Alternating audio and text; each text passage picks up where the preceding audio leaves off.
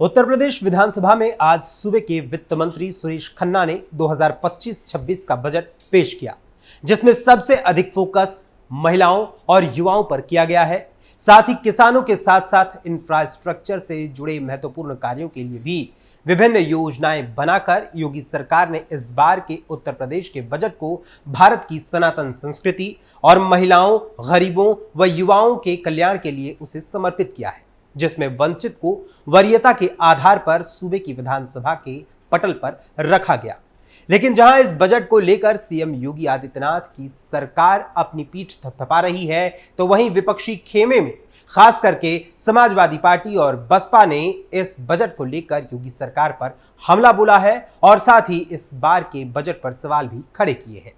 आखिर कैसा है इस बार का बजट, उत्तर प्रदेश में किस तरीके की है बजट को लेकर सुगबुगाहट और क्या है इस बजट पर होती सियासत का फलसफा, आपको बताएंगे विस्तार से हमारे खास प्रोग्राम थर्ड आई के आज के इस अंक में। नमस्कार, वंदे मातरम, कैपिटल टीवी उत्तर प्रदेश देख रहे हैं आप और मैं हूं आपके साथ अखिलेश पांडे।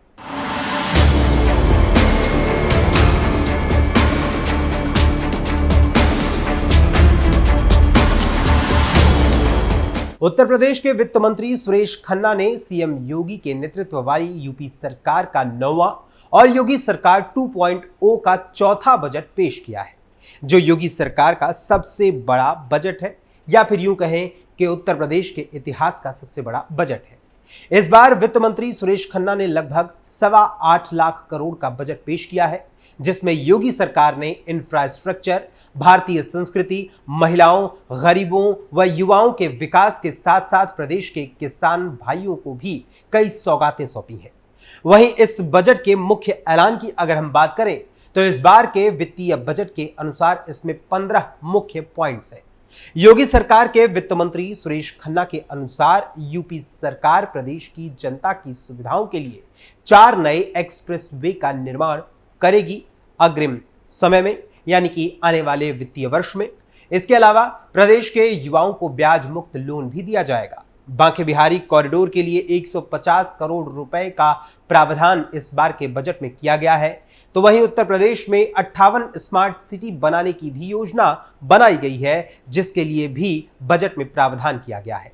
वहीं इसके साथ ही प्रदेश के मेधावी छात्राओं को योग्यता अनुसार स्कूटी देने का भी योगी सरकार के बजट में ऐलान किया गया है। वहीं इसके साथ ही विंध्याचल में परिक्रमा पथ का निर्माण करने के लिए बजट में इंतजाम किया गया है। किसानों के लिए मुफ्त सिंचाई का प्रावधान है। उत्तर प्रदेश में 92,000 नई नौकरियां देने की योजना भी बनाई गई है। इसके अलावा इलेक्ट्रिक बसों के लिए 100 करोड़ रुपए का प्रावधान है। मुख्यमंत्री सक्षम सुपोषण योजना के लिए भी 100 करोड़ रुपए का आवंटन किया गया है। इसके अलावा उत्तर प्रदेश राज्य सड़क परिवहन निगम के लिए भी 400 करोड़ रुपए का प्रावधान किया गया है और अल्पसंख्यक छात्र स्कॉलरशिप के लिए 365 करोड़ रुपए का प्रावधान है, यानी जो मुस्लिम छात्र छात्राएं हैं उनके लिए भी स्कॉलरशिप देने के लिए 365 करोड़ रुपए का प्रावधान किया गया है। इसके अतिरिक्त ओबीसी स्कॉलरशिप के लिए 2825 करोड़ रुपए का आवंटन हुआ है और मथुरा में पर्यटन को बढ़ावा देने के लिए 125 करोड़ रुपए खर्च करने का भी प्रावधान है। इसके साथ ही प्रत्येक ग्राम पंचायत के सबसे गरीब परिवार की बुनियादी जरूरतों को पूरा करने के लिए भी योजना बनाने के लिए इस बार के बजट में योगी सरकार ने पूरी तरीके से प्रावधान किया है। वहीं विधानसभा में बजट पेश होने के बाद सीएम योगी आदित्यनाथ ने इस बजट को लेकर एक प्रेस कॉन्फ्रेंस भी की और इस दौरान उन्होंने कई बड़े ऐलान किए और बताया कि राज्य की अर्थव्यवस्था को नई ऊंचाइयों तक ले जाने के लिए उनकी सरकार क्या कर रही है। इस प्रेस कॉन्फ्रेंस के दौरान सीएम योगी ने कहा कि यह हमारा लगातार 9वां बजट है। यह वर्ष हमारे लिए महत्वपूर्ण है। यह देश के संविधान के लागू होने और उत्तर प्रदेश स्थापना का अमृत महोत्सव वर्ष भी है। प्रदेश के रोड मैप को बनाने के लिए यह महत्वपूर्ण बजट है। इसी दौरान उन्होंने 92,000 युवाओं को नौकरी देने और साथ ही 58 स्मार्ट सिटी बनाने का भी ऐलान किया। वहीं सीएम योगी आदित्यनाथ ने बताया कि लखनऊ में बाबा साहेब डॉक्टर भीमराव अंबेडकर के लिए सरकार स्मारक केंद्र बनवा रही है। इसके साथ ही उन्होंने ये भी बताया कि राज्य में 4 नए एक्सप्रेसवे बनाए जाएंगे, जिनका बजट में जिक्र किया गया है, जिससे यूपी सहित अन्य राज्य के लोगों को भी फायदा मिलेगा। इसके साथ ही सीएम योगी ने एक्स पर ट्वीट भी किया है। उन्होंने एक्स पर ट्वीट करते हुए लिखा, वित्तीय वर्ष 2025-26 का ये बजट सनातन संस्कृति की सर्वे भवन्तु सुखिनः की अवधारणा के अनुरूप गरीब, अन्नदाता किसान, युवा और महिला उत्थान को समर्पित है। आदरणीय प्रधानमंत्री नरेंद्र मोदी के विजन को साकार करते हुए वंचित को वरीयता इस बजट का केंद्रीय भाव है।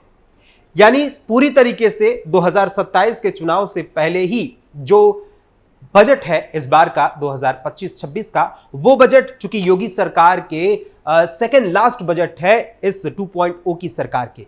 ऐसी परिस्थिति में योगी सरकार पूरी तरीके से युवाओं, महिलाओं और गरीबों को साधने की कोशिश में लगी है। तो वहीं इस बार के बजट को लेकर विपक्ष की ओर से भी काफी हो हंगामा किया गया और साथ ही इस बार के योगी सरकार के बजट पर जमकर हमला बोला गया है। योगी सरकार के बजट पर सपा बसपा का हमला। वहीं विधानसभा में पेश हुए यूपी बजट पर हमला बोलते हुए सपा प्रमुख अखिलेश यादव ने एक प्रेस कॉन्फ्रेंस की। इस प्रेस कॉन्फ्रेंस के दौरान उन्होंने योगी सरकार के बजट पर हमला बोलते हुए कहा, भाजपा ने अपने घोषणा पत्र में कहा था कि अगले 5 साल में वो किसानों को सिंचाई के लिए मुफ्त बिजली देंगे। उन्होंने राज्य के किसानों की मदद के लिए सरदार वल्लभ भाई पटेल कृषि अवसंरचना मिशन के लिए 25,000 करोड़ रुपए का वादा किया। भामाशाह योजना के लिए 1,000 करोड़ रुपए का वादा किया, जिसमें वो टमाटर, आलू और अन्य सब्जियों के लिए एमएसपी देंगे। घोषणा पत्र में ये कुछ बिंदु थे जो 9 राज्य बजट के बाद भी पूरे नहीं हुए। ये बजट नहीं, बड़ा ढोल है जिसमें आवाज तो बहुत है मगर ये अंदर से खाली है। ये खोखला है। इस बजट का झोला खाली है। जनता को लग रहा है कि बजट आया ही नहीं है। वो पूछ रही है कि प्रवचन तो आ गया लेकिन बजट कब आएगा। वहीं सपा प्रमुख अखिलेश यादव के अलावा सपा के वरिष्ठ नेता व जसवंत नगर के विधायक शिवपाल सिंह यादव ने भी इस बार के बजट को बड़े घोटाले की पटकथा करार दिया है और इसके साथ ही उन्होंने मीडिया से बातचीत करते हुए कहा, यह बजट एक बड़े घोटाले की पटकथा है। अगर यही विकास है तो जनता को अंधकार से कोई शिकायत नहीं होनी चाहिए और इसलिए मैं इस बजट को पूरी तरह से खारिज करता हूं। मैं सरकार से आग्रह करता हूं कि अगली बार जुमलों की किताब की जगह जनता की जरूरत का बजट बनाएं। हम 2027 में जनता के हित में एक बेहतर बजट लाएंगे। 2027 में अखिलेश यादव के सत्ताधीश बनने का ख्वाब जो समाजवादी पार्टी के लोग देख रहे हैं, उसी की बात दबे तुपे शब्दों में कहते हुए जसवंत नगर के सपा विधायक व समाजवादी पार्टी के वरिष्ठ नेता शिवपाल सिंह यादव ने जहां 2027 में सपा सरकार आने और बजट पेश करने की बात कही है, तो वहीं उन्होंने एक्स पर एक ट्वीट भी किया जिसमें शिवपाल यादव ने लिखा, तो आ गया #बजट 2025। एक और ऐतिहासिक बजट जहां महंगाई और बेरोजगारी संगम की सरस्वती की तरह अदृश्य है और विकास सिर्फ भाषणों में दिख रहा है। जनता से झूठे वादों का सीजन शुरू हो चुका है। एक बार फिर अच्छे दिन सिर्फ कल्पनाओं में दस्तक दे रहे हैं। इसी क्रम में बसपा सुप्रीमो मायावती ने भी सोशल मीडिया प्लेटफॉर्म एक्स के जरिए ट्वीट कर महंगाई, गरीबी, बेरोजगारी, पिछड़ेपन को दूर करने और आम लोगों की बुनियादी जरूरतों को पूरा करने के लिए अपर्याप्त बजट इस बार के योगी सरकार के बजट को बताया है। उन्होंने यानी बसपा सुप्रीमो मायावती ने एक्स पर 4 ट्वीट्स किए जिसमें उन्होंने लिखा, यूपी सरकार द्वारा विधानसभा में आज पेश 2025-26 का बजट यदि व्यापक जनहित व जन कल्याण का ज्यादा होता तो यह बेहतर होता, जबकि महंगाई, गरीबी, बेरोजगारी, पिछड़ेपन को दूर करने व आम जन की बुनियादी जरूरतों को पूरा करने के प्रति पर्याप्त सरकारी नियत नीति का अभाव, सही विकास कैसे संभव। कुल मिलाकर यूपी भाजपा सरकार का बजट भी पेट भरे मध्यम वर्ग के तुष्टीकरण वाला है, जबकि सरकारों की असली चिंता व संवैधानिक दायित्व करोड़ों परिवारों की दरिद्रता को दूर करके सुख चैन पहुंचाने वाला सर्वजन हिताय व सर्वजन सुखाय के उद्देश्य की पूर्ति होना चाहिए। ऐसा ना होना चिंतनीय। उत्तर प्रदेश के शहर, गांव, क्षेत्र एवं समाज बुनियादी सुविधाओं के अभाव व अनेकों विषमताओं से जूझ रहे हैं तथा लोगों को जब सड़क, पानी, स्कूल, अस्पताल, रोजी रोजगार के बेहतर व्यवस्था करने की मांग है, तब उन्हें दूसरे सपने दिखाना यह समस्या का सही समाधान नहीं। भाजपा से पहले यूपी बदहाल था, यह दावा उचित नहीं, क्योंकि बीएसपी की मेरी सरकार में जनहित व जन कल्याण तथा अपराध नियंत्रण व कानून व्यवस्था के मामले में हर स्तर पर कानून द्वारा कानून का बेहतरीन राज था, जिसे लोग अब तरस रहे हैं, जबकि भाजपा की नीतियों से बहुजन समाज बदहाल है। गौरतलब है कि बहुजन समाज पार्टी यानी बसपा सुप्रीमो मायावती जो बजट पर यानी इस बार की योगी सरकार के 9वें बजट पर पूरी तरीके से हमलावर है, तो वहीं उन्हीं के वोटर्स उनसे पूरी तरीके से कटते जा रहे हैं।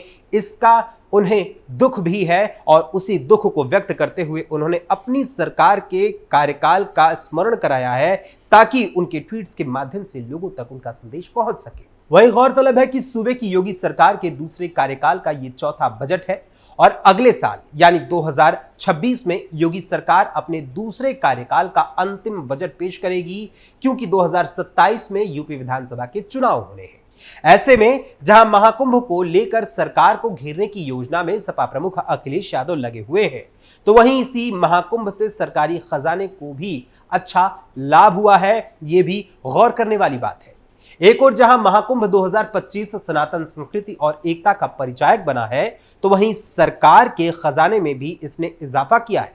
ऐसे में जहां योगी सरकार अपने आंकड़ों और उपलब्धियों को जनता के सामने 2027 में रखने की योजना में है, तो वहीं सपा प्रमुख अखिलेश यादव जो 27 का सत्ताधीश बनने की योजना बना रहे हैं, वो खुद में कंफ्यूज नजर आ रहे हैं। 2024 के लोकसभा चुनाव में उनका फोकस केंद्र की सत्ता की ओर था, तो अब वही पूरी तरीके से विपक्ष में बैठने के चलते यूपी विधानसभा में कमजोर पड़ती अपनी पार्टी और नेताओं की चिंता भी उन्हें सताने लगी है, जिसकी वजह से वो यूपी की सियासत में भी सूबे की विधानसभा में नेता प्रतिपक्ष नहीं रहने का मलाल रखते हैं और जनता को भी भरमाने की तैयारी कर रहे हैं और कई हद तक यानी काफी हद तक भरमा भी रहे हैं।